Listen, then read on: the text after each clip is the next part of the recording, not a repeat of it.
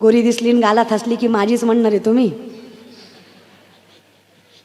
हाय पोरींचं अवघडच आहे पण का रे पोरांनो. तुम्ही एवढे जमले यातले अर्धेच कीर्तन ऐकायला आले. अर्धे एकाच कामात आले. टीव्हीत बघितली एकदा समक्ष बघायची. काही फरक असतो. सख्खी बहीण म्हणून सांगते, कीर्तनकारामुळे कीर्तन कधी मोठं होत नाही, कीर्तनामुळे कीर्तनकार मोठा झाल्याशिवाय राहत नाही. प्रसिद्धी बघून यायचं नाही. पंढरीच्या वाळवंटात गेल्यावर पांडुरंग प्रसिद्धी बघून दर्शन देत नाही, भावना बघूनच देतो. प्रसिद्धी प्रारब्धाचा भाग कोणाकडे कमी कोणाकडे जास्त, पण वैष्णवाचा अधिकार सारखाच. प्रत्येक माळकऱ्याचा अधिकार तेवढाच ज्याने निष्ठेने परंपरा जपली. आणि तुम्हालाही सांगते, वय आहे तोपर्यंत माळा घाला, आहे की नाही. नजर तरी चांगली होईल जरा. लय बेकार रे आपण. अहो पोरग गाडीहून पडलं तर लागलं का बघत नाही, कुठल्या पोरीनं बघितलंय का बघतंय. ते हाडूक मोडलं तरी जमतंय पण कोणी बघितलं नाही पाहिजे. इज्जत नाही हाय का इज्जत घालायला. जरा नाव बिव मोठं करा, मग इज्जतीचा विचार करा. क्वाटरीसाठी आणि कोंबडीसाठी साहेब साहेब म्हणणारे अवलादी झालोय आपण. काही राहिलं नाही आपल्या आयुष्यात. काय कमवलं आपण. अरे गावात तरी नाव पाहिजे कमीत कमी. दादांनो कष्ट लागतं त्याच्यासाठी. चूक तुमची बी नाही म्हणा. ह्यांनी कावा ज्ञानेश्वरी वाचल्या तुमच्या पदरात पडाय. हो म्हातारी माणसं निस्ती म्हणतात, पोरवाया गेली पोरवाया गेली आणि पोरवाया गेली. अहो पण बाबा का गेली. बिडी फुकून तुमची तोंड आत गेली म्हणून पोरवाया गेली. तुम्ही सप्त्याच्या मंडपाच्या महागावर भरून फुकली हो. तुम्ही गुणाचे आहे की नाही. मारुतीच्या वाट्यावर बसून तुम्ही पत्ते खेळले. ब्रह्मचारी मारुतीला तुम्ही राणी दाखवली. तुम्ही गुणाची. एवढी पोरच वाया गेली हो. आता म्हाताऱ्या बायका कसा दारात बसल्या बसल्या, आजकालच्या काय पोरी आहेत का, यांना काय लाज आहेत का, आमच्या जमान्यात नव्हतं माया असो, आम्ही किती इज्जतीनं खाल्लो, किती कष्ट केलं, हिला काय झळ आहे, सगळं आयतं भेटलं. आणि तू काय करती, तू मिसरी चोळती. तुझ्या मिसरीच्या वासानं गोठ्यातल्या म्हशीनं दूध द्यायचं बंद केलं. तू गुणाची. हातभर वास होत्या मिसरीवाल्या म्हातारीचा. तसल्या तोंडानं नातवाचं मचा मच मुक घेते. काय वाटत असेल त्या नातवाला ग. त्याला वाटत असेल मला मोठा होऊ दे ग म्हातारी, मग सगळा करता काढतो मी ह्याचा. अगं मला सांगा, तंबाखू भाजलेली काय आणि न भाजलेली काय. तंबाखू ती व्यसनते. काय लेकरांना शिकवणार आहे ग तुम्ही. इमानदारीनं सांगा माय, पहिलं लेकरू आईकडे गेलं की शांत व्हायचं. आजचं लेकरू आईकडे गेलं तरी शांत होत नाही. काय द्यायला लागतो. अजून तोंड घेऊन मोबाईल म्हणताय म्हणजे विल एक्सेप्टेड. मान्य आहे तुम्हाला. नसतं ग माय. आपल्या मातृत्वाची, कारुण्याची, वात्सल्याची जागा जर एक उपकरण घेत असेल तर आई म्हणून आपण हरलो नाही का ग. जर आपल्या घरात ज्ञानेश्वरी नाही तर कशाची श्रीमंती ग. जर आपल्या मुखात गाथ्याचे अभंग नाही तर कशाचं वैभव ग. माझ्या नजरेत प्रत्येक घरातल्या सदस्याचा एका चुलीवर स्वयंपाक बनणं म्हणजे सगळ्यात मोठी श्रीमंती आहे. सगळ्यात मोठी श्रीमंती माझ्यासाठी घरात ज्ञानेश्वरी आणि गळ्यात माळ आहे.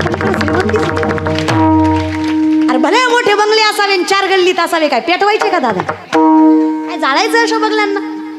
अरे समाधान असावं त्या घरात. आणि अजून तरी मला कुठेच हे अनुभवायला भेटलं नाही की नामाशिवाय समाधान मिळालं.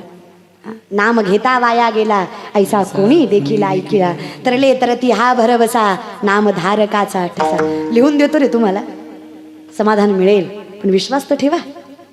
नका रे दादांनो, करा परमार्थ. सोडाय सगळं काही नाही बघा राहिलं दादा. आत्मीयतेनं सांगते तुम्हाला, धर्मासाठी जगा, देशासाठी जगा, संप्रदायासाठी जगा. बाकी सगळं असत्य आहे बघा.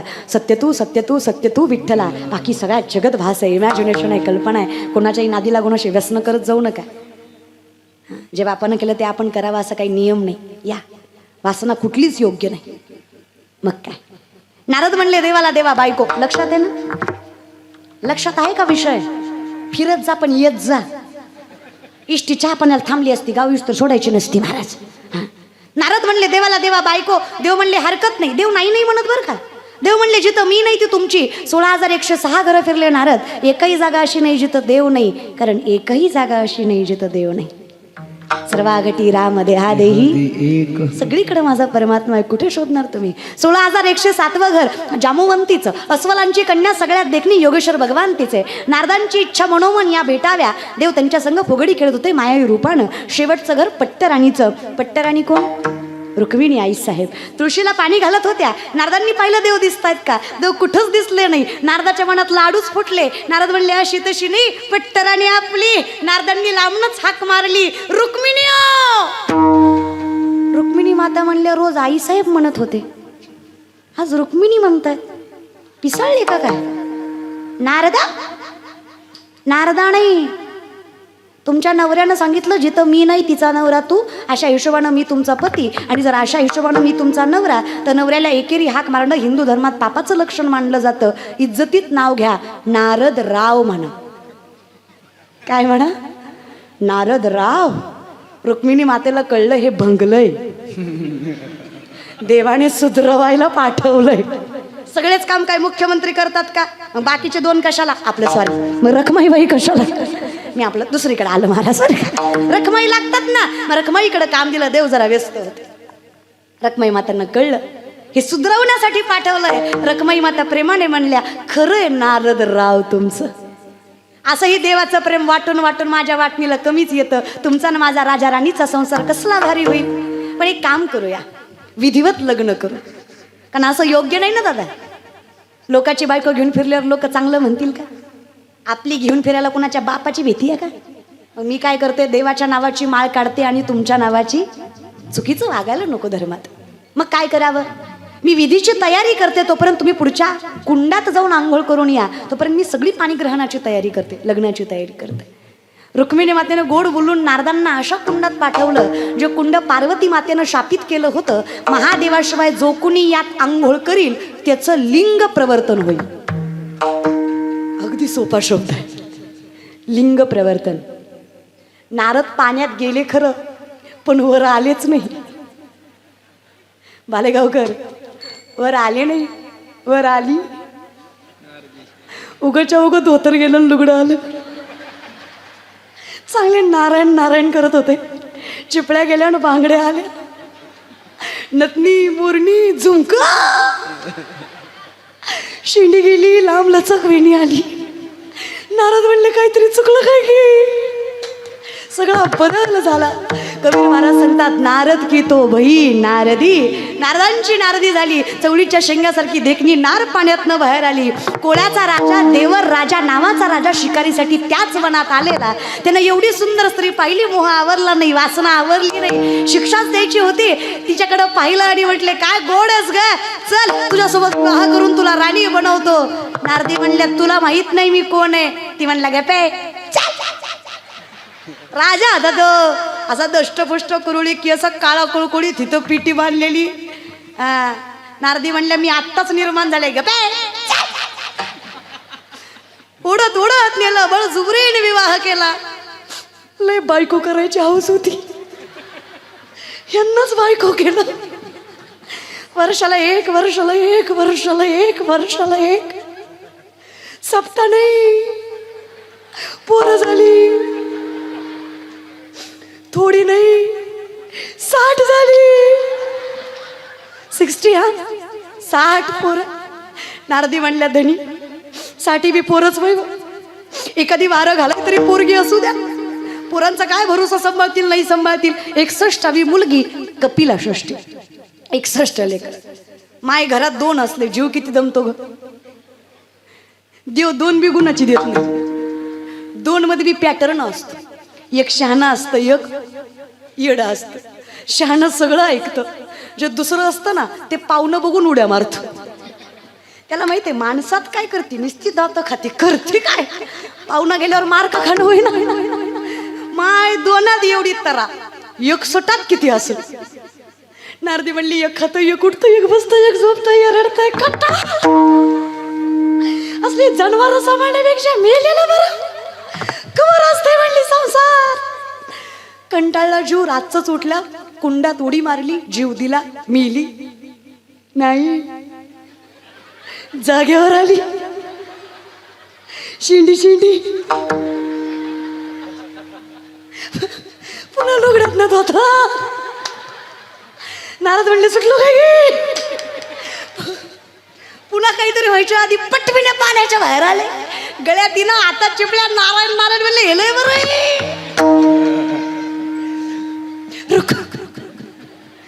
रुक्मिणी आईसाहेब दारातच हार घेऊन उभा होत्या. प्रेमानं म्हणल्या नारदराव. नारद लांबनं म्हणले नगे. कशाचा नारदराव, रावच ठेवला नव्हता तुम्ही नारद. आईसाहेब आईसाहेब आईसाहेबच बरे. पण मी काय म्हणतो, चुकलं होतं तर तोंडानं सांगायचं, फार चुकलं होतं 2-4 हाणायच्या. 61 बाळातपणा तेवढी बरी कळा, फार सोचलं ग. मला खरं सांगते, मला हसू नारदांचं येत नाही. मला काळजी तुमची वाटते. शेवटी ते नारद होते, अधिकारी होते. त्यांचं एकदा चुकलं तर एवढं भोगावं लागलं. तुमचं आतापर्यंत किती बरं चुकलंय, कसं होईल तुमचं. पण काळजी करू नका दादा, मागे झाले पाहू नका, पुढे जामीन आहे तुका. आजपर्यंत जे झालं ते झालं, इथून पुढे दृष्टी न फिरे. भगवंताशिवाय कुठं नजर जाता कामा नये, देवाशिवाय कुठं मन रमता कामा नये. एवढी अवस्था झाली ना विठ्ठला. आवडीचं काय घेऊन बसलात. तू सुंदर आहेस म्हणून मला तू आवडतोस हा भ्रम बाळगू नकोस. मला तू आवडतोस म्हणून तुझ्या इतकं मला सुंदरच काही दिसत नाही, ही माझी भावना आहे. लक्षात घ्या. तू सुंदर आहेस म्हणून आवडतोस का, नाही, तू आवडतोस म्हणून सुंदर दिसतोस. आता विचार कर. प्रॅक्टिकली व्यावहारिक विचार करायला गेलं तर देखणं कोणाला म्हणावं, जो रंगाने गोरा अंगकाठीने चांगला, तसा तू सावळाच की रे विठ्ठला. पण मला माहित आहे तुझ्या दिसण्यापेक्षा तुझा स्वभाव माझ्या विठोबाचा कैसा प्रेम भाव. आपणची देव होय गुरु. तू म्हणजे कसा आहेस ना विठ्ठला, साधा वया भक्ती काज नाही लाज धरीत. हे नामदेवरायांचे कोट अभंग. हे कुठून कुठून किती बी कुठले तरी कुठूनच कळत नाही. त्याला कुठ म्हणायचं महाराज. खोड करो. मुंगी व्याली शिंगी झाली तिचे दूध किती, 17 रांजण वरले पिले 12 हत्ती. कोण व्याली? मुंगी. तिचं दूध 17 रांजण. कुणाचं? मुंगीचं. पिले किती? 12 हत्ती. कुणाचं दूध? हा करा सप्ते. काय ढेकळं वेळ लागणार आहे माऊली. म्हणात कासव गीत गाय. कोण? कासव. आणि काय शिवरंजनी गातो? कासव म्हणतो दादा, त्याला बोलता नाही येते, त्याचा आवाज नाही, तो गाईल कसा? नाही, कलियुगात गातो. आम्ही खोटं नाही बोलत. लोक म्हणले महाराज आहात ना, आम्ही लटकेची न बोलू वर्तमान खोटे. विष्णुदास नामा म्हणे ऐसी यांची ख्याती, लटके जे बोलती पूर्वज नरका जाती. खोटं बोललं तर कुळच्या कुळ नरकात जाईल. खोटं बोलणाऱ्याचे जात नाही. इथं खरंय, इथं कर्म कमीन बोभाटा जास्त आहे, ज्ञान कमीन अहंकार जास्त आहे, कर्ण कमीन सांगणं जास्त आहे. डोळ्याला तेच गोड लागते. आम्हाला खऱ्या फळापेक्षा शोकेसमध्ये सजवलेलं फळ जास्त लुभावतं. आमची अवस्था दृष्टीची अशीच आहे विठ्ठला. अख्ख्या कोरोनात किलोभर तांदूळ साहेबांना दिला, पण फेसबुक जाम केला. दिलाच कशाला कळलं नाही मला. कोटीचा बंगला बांधला, बंगल्यावर नाव टाकलं मातृपितृ छाया. घरी गेल्यावर कळलं मातृवट्यावर पितृ गोट्यावर छाया खटावर. अरे आग लागो तुझ्या बंगल्याला, तू लिहितो कशाला? लय बोभाटाव. एखाद्याच्या घरी जावं त्याच्या सोप्यावर बसावं, ते आपलं काही ऐकत नाही. ते त्याचंच सांगतं. मी याचा अध्यक्ष, त्याचा उपाध्यक्ष, त्याचा सचिव, त्याचा चेअरमन, आपल्याशिवाय गावचं पान हलत नाही. साहेबाचं ना आपलं लय जमतं. ताटाला ताट लावून बसतो आपण साहेबाच्या. आपली बायको लय मोठ्याची. हान मग आम्हाला घाल डोक्यात सोपा आमच्या. तुझ्या सोप्यावरच बसलो ना बाबा. किती मोठेपणा आणि कशाचा. अहो काही माणसं निम्म्या कीर्तनात येतात आणि निम्म्या कीर्तनात पुन्हा स्टेजवर येऊन बसतात आणि मग त्याचा कार्यकर्ता आमच्या कानात येऊन सांगतो, ताई साहेबांचं हे नाव कीर्तनात घ्या. साहेब सांगतो कार्यकर्त्याला, ताईला सांगा मी कोण आहे. साहेब काय म्हणतो? ताईला सांगा मी कोण आहे. साहेबाला माझं उत्तर आहे, तुला जर सांगावं लागतं तू कोण आहे तर तू विचार कर तू कोण आहे. कारण येड्या तुला सांगावं लागतं तू कोण आहे. आमच्या कपाळाचा गंधन गळ्याची माळ बघितली की यमदूत सुद्धा म्हणतात, अरे वैष्णव आहे याच्यापासून 4 हात लांब जरा. हे वैभव आहे रे दादा, सांगणं कुठं असतं का. न सांगता तुम्हा कळो येते हे वैभव आहे दादा, आणि हे तुझ्याशिवाय शक्य नाही विठ्ठला. पण कशाला चुकीच्या गोष्टीत गुंतू? वाऱ्या हाती माप चाले सज्जनाचे कीर्ती मुख त्याचे नारायण. जगाचा बाप जर वैष्णवाचं कौतुक करत असेल तर मी तोच होतो जो तुझ्या दासत्वाच्या पात्रतेचा असेल. नकोच देवा हा बाकीचा गोंधळच नको. ते किरडू जरी कापडाचे परी लहरी येता होती असाचे, अशी अवस्था करून ठेवली देवा. अंधारात कापड जरी हल्लं तरी आम्हाला साप वाटतो. किरडू म्हणजे जुन्या काळात सापाला, की आजही जुनी माणसं सापाला किरडू म्हणतात. कापड जरी हल्लं तरी आम्हाला साप भासतो. अशी नजर आमची नको देवा. साप दिसला तरी विश्वास असावा, आपत्कालीन मरण येणार नाही असा विश्वास असावा विठ्ठला. नकोच ही दृष्टी इकडे तिकडे, कल्पनेत नकोच कल्पनेची बाधा. ही संत मंडळी द्वैताची झाडणी गुरुविन तया कैचे कीर्तन. योग याग विधी वायाची उपाधी दंभ धर्म. असत्य नकोच. दंभ द्वैत असत्य कल्पना एकच सगळ्याचा सारांश. ज्याने सत्याचा भोकसा काढिला मग असत तृणकुटा भरिला. हा दंभू रुडविला जगी इही. याच कल्पनेनं सगळं वाटोळं केलं. हे जळविन बुडविती आगेविन जाळीती न सांगता कवळती प्राणी आते. हे शस्त्रेविन साधिती दोरेविन बांधिती. हे ज्ञानी असे तरी वदिती पैज घेऊनी. हे चिकलेविन रोविती पाशेविन गोविती. कवळा जोगेन होती आतुवटपणे. हे इतके विचित्र आहेत ना देवा. यांच्या नादी जर आम्ही लागलो ना तर आमच्या आयुष्यात सुख नावाची गोष्ट राहणार नाही. हे ज्ञाननिधीचे भुजंग, हे विषय दरीचे भाग, हे भजना मार्गीचे मांग मारकच. त्याच्यापेक्षा दृष्टी न फिरे बस. तुझं पाहता तुझ्याशिवाय कोणीच नाही बघ गोड लाग. दिसलंच नाही पाहिजे. जिकडं बघेल तिकडे तूच दिसला पाहिजे. विठ्ठल जळी स्थळी भरला पिता ठाव नाही उरला. आजिम्या दृष्टीने पाहिला विठ्ठलची. ही अवस्था करण्यासाठी माझे चित्त तुझे हे गरजेचं आहे. एकदा मन तिथे गेलं की मग नजर कुठं फिरत नाही. भगवान श्रीकृष्णांचा जन्म व्हावा. गवळणी देवाला बघतायत. गवळणी काय त्रिलोकातल्या देवांनाही अगदी उत्स्फूर्तपणे इच्छा आहे की जगाच्या मालकाला पाहायचंय. कसा दिसत असेल तो गोड आणि बालक रूपामध्ये, काय स्वरूप असेल त्याचं. सगळे जण विचार करतात. एक गवळण देवाला बघायला येते. देवाला पाहती मन रमून झालं तिचं. तिला बाकीचं काही आठवतच नाही. घरी जाती कशी गोष्ट स्वयंपाक करती पुन्हा देवाला बघायला. पिंट्या नावाचं पोरगं काकाला घेऊन निघती. अर्ध्या वाटेपर्यंत येते. नवऱ्याला विचारते. नवरा म्हणतो अगं बाई कुठे चाललीस? म्हणे यशोदेच्या कान्ह्याला बघायला. अगं बाई आधी नवऱ्याचं पोट भर मग कुणाचा काना बघायचा त्याचं बघ. नवरा महत्वाचा आहे ना, पतिव्रता. आधी नवऱ्याचं. ती काय आजकालची असती तर गेली असती तेवढंच, पण ती जुनी होती महाराज. आता काय खरी राहिलं. एका बाईनं मला हट्ट करून चहा प्यायला नेलं. म्हणलं मी ताई चहा पित नाही. दूध पी. म्हणलं मी दूधही पित नाही. चल मला फोटो काढायचा आहे. हे चहा दूध वगैरे नाम मात्र. यांना फक्त फोटो काढायची भावना असते, बाकी काही नाही. लय अवघड आहे. बरं ती 56 किलो, आपण 45. वरबडीत नेलं तिनं मला. गेले काय. फोन केला तिनं. हॅलो कुठे? म्हणलं पोरगा का? नाही म्हणले नवरा. म्हणलं नको चहा, माझी गाडी पालतं पडायची इथं पुढं जाऊ. जी बाई नवऱ्याला सन्मान देऊ शकत नाही ती कीर्तन करायला कायच देणार. साधं विचारतो तुम्हाला भालेगावकर. जो बापाचा झाला नाही तो विठ्ठलाचा काय होणार? जो आईचा झाला नाही तो रखमाईचा काय होणार? जो माणूस झाला नाही तो संतांना काय ओळखणार? नजर पवित्र असायला माणूस तरी योग्य असायला हवा की नको? चुकीच्या मार्गाने चालणारी माणसं. आमचा परमार्थ म्हणजे 10 दिवस गणपतीन बुडवताना बाबूराव. आरती वावळणारे आम्ही, पिऊन नाचणारे आम्हीच.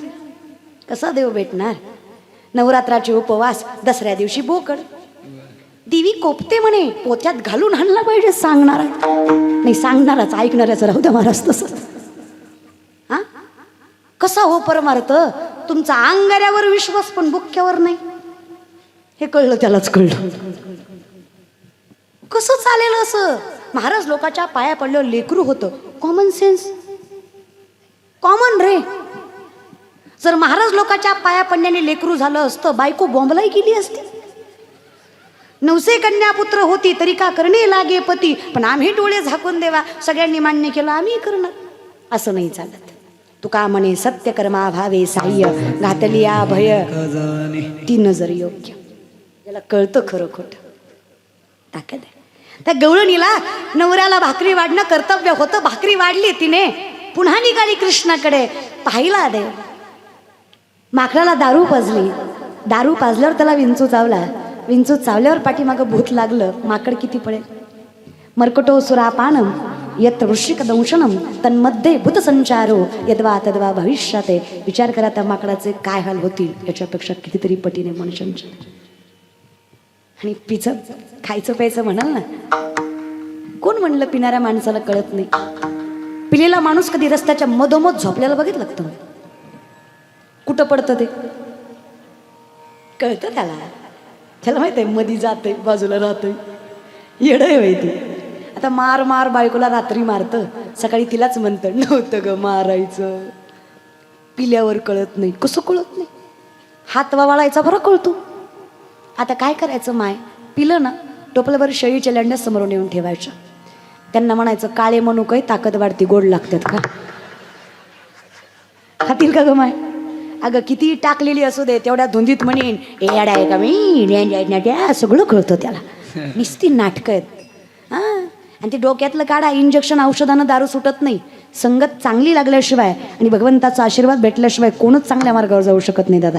हां, सोपं आहे काय.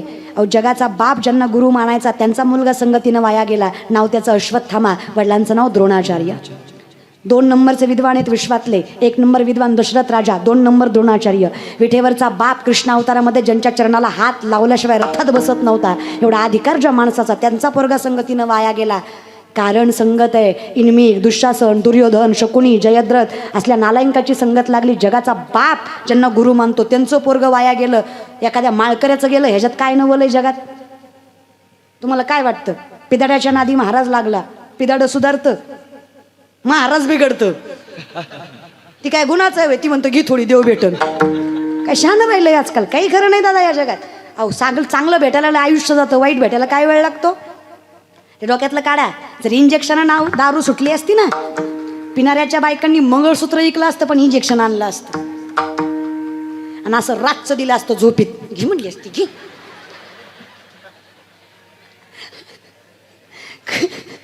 खरं सांगा माय, दिलं असतं का नाही ग माय. बोलाय कुठं, आपल्याला शिकावं लागतं का ग. नवरा बायकोचं भांडण झालं, बायको म्हणजे तुम्हाला माझी कदर नाही. तुमचं घरदार, शेतीवाडी, आई बाप, बहीण बाळा सगळं मी सांभाळते, सगळं मी एकटी सांभाळते. मी काय सांभाळ. नवरा म्हणलं सगळं मी सांभाळतो, तू फक्त तोंड सांभाळ. तुम्ही लय खुश होऊ नका, तुम्ही गुणाचे नाही. आम्ही बोलतो त्याचं कारणच तुम्ही आहे. तुम्हाला बहीण म्हणून सांगते, काही लागत नाही बायकोला दादा. पैसा अडका कमी द्या, सोनं नाणं कमी द्या, कपडे लत्ते कमी द्या, पण जो पुरुष बायकोच्या पाठीमागे खंबीरपणे उभा असतो ना, जो पुरुष बायकोला म्हणतो बाई जगानं काय बोलायचं बोलू दे, माझा विश्वास आहे तुझ्यावर, ती बाई त्या घराचं गोकुळच करते. एवढं सामर्थ्य तिच्याही मनगटात असतं. तर साथ दिली पाहिजे. वाजवा टाळ्या, वाजवीत जा. कधीतरी आम्हालाही चांगलं म्हणत जा. बायकांचं सगळं झोंबतं तुम्हाला. हा ना, कीर्तन जाऊ द्या, हा विषय लांबेल. काहीच खपत नाही रे तुम्हाला आमचं. नाही रे, तुका म्हणे सोपे आहे सर्वहुनी शहाणा तो धनी घेतो असे. हे तुका म्हणे विठ्ठलाला म्हणलं, पण मी इथं जोडलं महाराज का. मला क्षानं भेटला पाहिजे रे. माऊली म्हणतात जरी सख्याचा जिव्हाळा बाय सासरवासच आहे. प्रेम नवऱ्याचं भेटलं की बाई सहन करते. वैष्णवाचं तसंच आहे. राजायाची कांता काय भीक मागे म्हणाची आजोगे. पंढरीच्या बापासारखा बाप पाठीमागा असल्यावर काय कोणासमोर हात पसरायची गरज. अरे सुखाच्या अधिकारी, सर्व सुखले आलो, सर्व अलंकार आनंदे निर्भर. खरं सांगा माय, संसारात कोण शहाणा लागतो म्हणजे संसार सुखाचा. कोण ग माय. अगं माझं झालं नाही म्हणून तुम्हाला विचारते. माझं पेटल्यावर झाल्यावर येईल अक्कल मला. माझी आई म्हणते बाई नवरा शहाणा असला की फारसं काही लागत नाही. नवरा करताना 10 वेळा विचार करा. आणि खरं सांगू का, मला वाटतं सगळ्यांच्या आया माझ्या आईसारख्या असाव्या. तुम्हाला लेख म्हणून सांगते माय, नजरेत नजर घालून सांगते, पुरीचं कल्याण करायचं असेल ना तर फार श्रीमंत जावाई असावा असं अपेक्षा करू नका. काय केलं श्रीमंतांनी तरी. आणि श्रीमंती मी तुम्हाला सांगते, विपदो विपदो नेव संपदो न च संपदा, विपदा विस्मरणम विष्णू संपन्न नारायण स्मृती. विपत्ती म्हणजे विपत्ती नाही, संपत्ती म्हणजे संपत्ती नाही. भगवंताला विसरणं ही सगळ्यात मोठी विपत्ती आहे. भगवंताला मनात साठवता येणं ही सगळ्यात मोठी संपत्ती. अशी धनवान माणसं शोध. पोरगा थोडा गरीब असला तरी चालेल, पण पोरगा स्वाभिमानी असावा, खुनाचे तळवे चाटणारा, लाचारी करणारा नसावा. शब्दांना माफ करा माझ्या. पोरगा गरीब असावा, पण आई वडिलांना पांडुरंग समजणारा असावा. पोरगा गरीब असावा, पण पोरगा निर्व्यसनी असावा. निर्व्यसनी, स्वाभिमानी आणि आई वडिलांना पांडुरंग समजणारा पोरगा तुमच्या पोरीला शिळ्या भाकरीत सुद्धा स्वर्गाचा आनंद देईल, हा विश्वास मी लेख म्हणून देतो. काही लागत नाही. जो माणूस बायकोच्या पैशाची अपेक्षा करत नाही ना, तो खरा पुरुष आहे. मी नाही म्हणत, मी कशाला तोंडचं म्हणू. शास्त्र सांगतं, सुभाषितकार सांगतात, उत्तमं स्पर्जितम कष्टम मध्यमं पितु अर्जितम आदम भातृवित्तच्च स्त्रीवित्त आदमाधम. जो स्वतःच्या कमाईवर जगतो त्याला उत्तम पुरुष मानला जातो. जो बापाच्या इस्टेटीवर आईट करतो तो मध्यम आहे. जो भावाचं खातो तो आधम आहे. आणि जो बायकोच्या रुपयाची अपेक्षा करतो तो आदमाधम आहे. अशा पुरुषामुळं कुळाचा नाश झाल्याशिवाय राहत नाही, जो बाईच्या संपत्तीचा वापर करतो. होतोच. शिवलीला पाटील नाही, शास्त्र सांगतं, जे खोटं बोलत नाही. शास्त्र कधीच खोटं बोलत नाही. बायको कमवती तर तिच्यासाठी खर्च करू द्या ना. तुम्ही एवढं विमानावर घेऊ नका, हुंडा बिंडा द्या चाल माघारी, एवढं घेऊ नका. फक्त पोरांना सांगा घेऊ नका बाबांना, काही गरज नाही आपल्याला. नवऱ्याच्या घरनं बाईनं सामर्थ्यानं जगावं, पण बाईच्या घरनं नवऱ्यानं रुमालाची सुद्धा अपेक्षा. रुमाल सुद्धा घ्यायचा नाही सासरवाडीतनं. रुमाल, रुमाल कळतो ना, ट्रॅक्टर तर लई लांबची गोष्ट आहे. रुमाल म्हणलं मी, रुमाल. हा, 10-15 रुपयाचा, 20-25 रुपयाचा रुमाल म्हणते मी. हे 30-40 लाखण हे फार मोठे आहेत दादा. नका. आणि तुम्हाला हिंमत नाही तुमची बायको स्वतःच्या मनगटाच्या बळावर जगवायची, मग कशाला करायची? ब्रह्मचारी राहा त्याच्यापेक्षा. बायकोचेच पैसे घेऊन बायको जगवायची, याच्या इतकं मोठं काय पाप असू शकतं दादा? हा, आणि तुम्हालाही सांगते, तसलं कपाट बिपाट आणायचं नाही घरनं. पुन्हा भांडता, माझ्या बापान दिलंय, कशाला आणायचं? भांडायचं बी, आणायचं बी, आणायचं बी नाही, भांडायचं बी नाही. अहो काय संताच्या बायका होत्या माय, ह्यांनाच म्हणत नाही तुम्ही बी लय भांडणं करता. अगं तुकोबारायची नामदेवरायांची बायको राजाई, तुकोबारायांची बी पत्नी आवली, लय श्रीमंता घरची. पुण्याचं सासरे तुकोबारायचं, गुळवे सावकाराची पोरगी तुकोबारायची बायको आवली. 3600 एकर ऊस होता तिच्या बापाचा पुणे जिल्ह्यात, तरी नवऱ्याच्या घरी मिठासोबत भाकरी खायची. तुमचं बरं आहे ना, तुमची 3 टाइम खाती, तरी माहेरी गेल्यावर म्हणती काय बाय जनावर भेटलंय, मी हाय म्हणून सांभाळलंय, 3दा खाऊन म्हणती. काय तुमचं भाग्य पण आहे. काय संताच्या बायका दादा. नामदेवरायांची बायको राजाई 2.25 क्विंटल सोन्याच्या पलंगावर माहेरी झोपायची. नवऱ्याच्या घरी जी शिवाय बोलत नव्हती. चहा जी, पाणी जी, स्वयंपाक जी. तुम्ही थोडं बोला तिला, ती दारात उभा राहू म्हणती माझा बाप काही भिकारी नव्हता, तू यासारख्या दलिंदराच्या दारात दिले, लय मोठ्याची मी, माझं डोळं फुटलं, मी तुला वय म्हणलं, तुझ्या दिले चांगलं चांगलं बघायला आलं तर मला माझं नशीब नासक, मी तुझ्या पदरात पडले. एवढं बोलती ती दारात उभा राहून. एवढे हसतात म्हणजे खरं आहे. खरं असलं की जरा म्हणत असं. जाऊ द्या माय, विनोदाचा भाग सोडा. पण माझी आई जे सांगते मी तुम्हाला ते सांगते. बाईकडे 2 रूपं असावी, कालिका ही तीच आणि गौरी ही तीच. नवऱ्याचा अपमान झाला म्हणून स्वतःची दहन करायची ताकदही तिच्यात असावी. आणि धर्माचा विजय करण्यासाठी नवरा पायाशी येईपर्यंत शांत होत नाही एवढं सामर्थ्यही तिच्या मनगटात असावा. ही 2 रूपं असावी बाईकडे. लोकांशी वागताना नजरेला नजरच द्यायची, पण नवऱ्याशी घरच्यांशी वागताना नम्रतेनंच नाती जपायची. एवढी 2 रूपं बाईकडं असलीच पाहिजे. ती घराचं सामर्थ्याने स्वर्ग करते. समाजात तिनं आलेलं कार्यच केलं पाहिजे, कारण समाज नम्रतेनं जगू देणाऱ्यातला नाहीये. आपल्याकडे कोणी पाहिलं ना त्याच्याकडे बघतच राहायचं, कवर बघतोय बघू.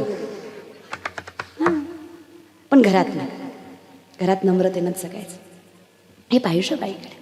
तेव्हा असं ठीक आहे, असं जर सांगताय शास्त्र तर असंच करा. बाकीचा विषय सोडून द्या. फार विचित्र आहे हे मन.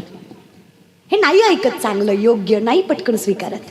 विवेकाते भुलवी संतोषाशी चाड लावी, बैसे जे तरी हिंडवी दाही दिशा. लय बेकार हे, वाईटच स्वीकारतं फक्त. संकल्पे सृष्टी घडी सवेची विकल्पोनी मोडी मनोरथांच्या उतरी रची. हे एका मिनिटात राजा करतं आणि एका मिनिटात रंक करतं. त्याच्यापेक्षा देवा हे जसं तुझ्या चरणी आलं ना, तुझ्यात आणि माझ्यात अंतर राहिलं नाही. अहो बाप रुक्मा देवी बरो विठ्ठलाचे भेटी आपुल्या संसाठी करून ठेला. माऊली म्हणतात तुझ्यात आणि माझ्यात काही अंतरच राहिलं नाही. कधी झालं?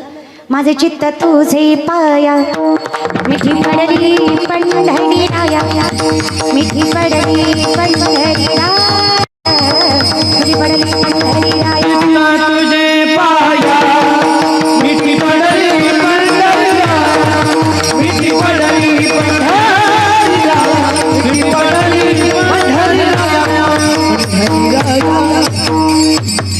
देवाला आपलंसं करता आलं. बरं ठीक आहे, तुम्ही देवाला आपलं केलं यात नवल काय? आपण भगवंतावर प्रेम करतो यात नवल काय? तो स्वार्थ आहे, आपण करणारच आहे. आपण भगवंतावर प्रेम करणं नवल नाही, भगवंतानं आपल्यावर प्रेम करणं याच्यासारखं नवल नाही. नोहे सारिता तुम्ही एकदा देवाला जवळ करा, देव तुम्हाला लांबच करत नाही. हो नोहे सारिता वेगळंच करत नाही. कसं? मी सुरुवातीलाच म्हटलं बघा, ती लवणाची कुंजरे सुदली या लवण सागरे, नोहेची माघारी परती जेवी. 12 फुटाचा मिठाचा हत्ती केला, सागरात नेला, 3 तास धुतला आणि माघारी आणला. आला का? कानाईवर आला माय? मिठाचा आहे. विज्ञान सांगतं पाण्यात मीठ विरघळतं, अध्यात्म सांगतं वैष्णव आणि विठ्ठल वेगळा नाही. देवते संत निमित्त त्या. एकदा तुझं नाव घेऊन तुझ्या दारी आलो ना, मने वाचा करणी जयाच्या भजनी देवाची या वाहनी, ते शरीर जातीय क्षणी देवाची झाले. काही फरकच नाही देवा. आम्हा तया परस्परे एका नामाचीच अंतरे, तुझ्यात आणि माझ्यात फक्त नामस्वरूपी फरक. हे या ज्ञानभक्ती सहज भक्तू एक वटला अमज, तोची मीही केवळ तुझं श्रुतही आहे. तुझ्या दारी आलो आणि कळलं तू कोण आहेस. तू कोण आहेस कळल्यावर कळलं मी कोण आहे. मी कोण आहे कळल्यावर कळलं मी नाही आहे. मी माझ्यातला मी माझा सगळ्यात मोठा शत्रू आहे. मी तू आहेस. मी पतंग तुझ्या हाती. कोण आहे मी? देवे दिला देह भजना. कोण आहे मी? चाले हे शरीर कोणाची आहे? कोण आहे मी? अहं वैश्वानरो भूत्वा प्राणिनाम देहमाश्रित प्राणापान समायुक्त पच्चामण्यम चतुर्विधम. चालवणं बोलवणं सोड अर्जुना, सूक्ष्मता लक्षात घे. अन्न पचवणारा जठरामधला अग्नी मी. पंचमहाभूत मी, अणुरेणू मी, सुरुवात मी, शेवट मी, अनंत काल मी. मग तूही मीच. ज्या दिवशी कळलं लवण मिळविता, माझी अवस्था अगदी तुझ्यासारखी झाली. मग काय आनंद राहिला सांग बरं. आता काळही आम्हाला हरवायला सामर्थ्य टिकवत नाही. आम्ही काळाला हरवतो एवढं बळ आमच्या मनगटात येतं. 16.5 वर्षाची कानोपात्रा वेश्येची पोरगी, पायात चाळ गळ्यात विना, हातात चिपळ्या घेऊन पंढरीच्या गाभाऱ्यात नाचतीये. कीर्तन नामदेव रायांचं. ज्ञानोबाराय टाळ घेऊन उभा, कीर्तन ऐकायला कान्होपात्रा. शेजार पाजारची माणसं म्हणली नाचणारीची जात कीर्तन ऐकायला बसली. आता हिनं कीर्तन ऐकायचे ना, आम्ही काय करायचं? लोकच ती पहिल्यापासून आजपर्यंत अनंत वाचाळ बरळती. यांचं मन भजनात कुठे रमतं? दुसरीच्याच पाठीमागे अखंडितपणे जातं. मनोमार्गे गेला तो तेथेच मुकला. हरिपाठी स्थिरावला तोची धन्य. पण आम्हाला स्थिरावतं कुठं येतं? स्टेबिलिटी कुठे? आम्ही पंढरपूरला गेलो तरी ड्रायव्हरला म्हणतो गाडीचं तोंड वळवून ठेव, म्हणजे दर्शन झाल्या निघायला येतंय. तोंड इकडं जळगाव जिल्ह्याकडं करूनच ठेव. तेवढा तरी वेळ कशाला देवाच्या दारात जायला? हो की नाही? इतकी तर घाईची माणसं आम्ही. कसं होईल आमच्या परमार्थाचं? कार्तिक वारीला गेलो आणि राजगिऱ्याचे लाडू भालेगावला घेऊन आलो. म्हातारीला विचारलं मी, आजी लाडू चावत नाही तुम्हाला, कशाला घेतले? नातीला. मग की वारी कशाला केली? जर लाडू नातूला घ्यायचा होता तर वारी स्वतःसाठी करण्यात मजाच नाही. सर्वस्वाचा त्याग म्हणजे परमार्थ आहे दादा. नाही तर आपल्या तुमच्या आमच्या काहीच परमार्थाचा फायदा नाही. एकदा देव ना देवच बस. एक गाऊ आम्ही आणि का ते काम नकोच आहे. मोह माया वासना नाही चाली पाहिजे जवळ आमच्या, तर परमार्थ. पायदळीत उडवलं ऐश्वर्य तुकोबांनी. देवानं तरी काय कमी केलं? विठेवरचा मालक ज्यांच्या चरणावर मस्तक ठेवतो त्यांना तुकोबा म्हणावा. सामर्थ्य परमात्मा इतकं कुणीच देत नाही दादा. सामर्थ्याने डोक्यात घ्या फक्त जरा.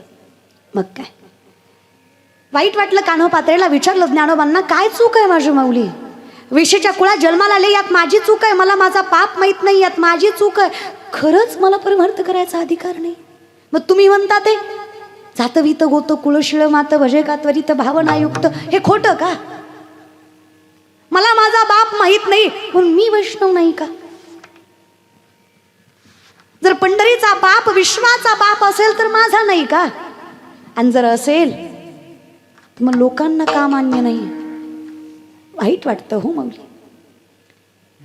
पायरीपर्यंत जाऊ देतात, विठ्ठलाला पाहू देत नाहीत. तुम्ही म्हणता देवाला पाहिलं की मोक्ष मिळतो. अहो पण मोक्षापर्यंत पोहोचण्यासाठी मधल्या अडथळ्यांचं काय करायचं? मोहमाया आम्हीही नाडली, पण समाजाच्या तिरस्काराला कसं कापायचं? पाया पडते माऊली तुमच्या, एकदा तिथपर्यंत पोहोचवा. एकदा तिथे गेले जीव दिला, पुन्हा माघारी येणार नाही.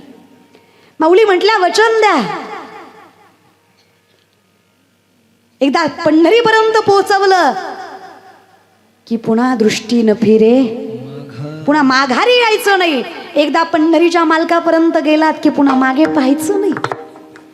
कान्होपात्रेनं वचन दिलं, माऊली एकदा बापापर्यंत पोहोचवा, पुन्हा ही लेक तुमच्याकडे काही मागणार नाही. असाल खरे भाऊ तर एवढी भाऊबीज केल्याशिवाय सोडू नका.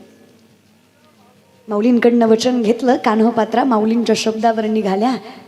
गळ्यात विना, हातात चिपळ्या, पायात चाळ, पंढरीच्या गाभाऱ्यात नाचायला लागल्या. सर्वस्वाचा त्याग फक्त मी आणि विठ्ठल. आता माझ्यात आणि तुझ्यात अंतर काय देवा? वचन माऊलींनी दिलंय, माझा ज्ञानोबांवर विश्वास आहे. आता जग आडवं आले तरी तुझी माझी भेट कोणी रोखू शकत नाही, कारण साक्षात विश्व माऊलीचा हात माझ्या मस्तकावर आहे. आता मी घाबरत नाही कोणाला. लावणिया हात कुरवाळीला माथा, सांगितली चिंता न करावी. आता नोहे सारिता, आता कोण वेगळं करू शकतो बघू बरं मला विठ्ठलापासून. पहिलं पंढरपूर महाराष्ट्रात नाही कर्नाटकात होतं. कानडा राजा पंढरीचा बिदर जिल्ह्यामध्ये, बिदर राजा तेव्हा राजगादीवर होता. दर्शनासाठी राजा आला, थाटामाटात सैन्य पुढे मागे. पाहिलं त्या मुलीला, इतक्या देखण्या होत्या कान्होपात्रा. 16-17 वर्षाच्या, नेमकं तरुणपणात पदार्पण केलेल्या.